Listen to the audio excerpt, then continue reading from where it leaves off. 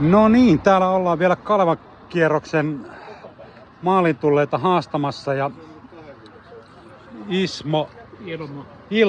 Ilmo Liukko tullut maaliin hetki sitten ja mitkäs mietteet? Ihan kiva, että on läpi päässyt.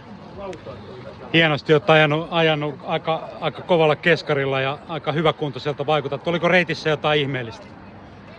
Ei ollut tuo. Alussa tietysti harmitti, kun kilometrin jälkeen kengät ja jalat kastui, mutta onneksi tämmöistä sädettä taukossa.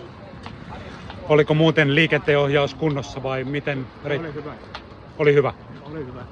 Hienoa. Hyvin järjestetty. Kiitos, että olit mukana ja banaania poskea ja sitten tuonne kisakeskukseen syömään. Tämä on mun 43. pyhä. Loistava suoritus. Onneksi olkoon. 45. vuosi tuli. No niin, siinä on meillä muilla ihmetteleminen. Kiitos.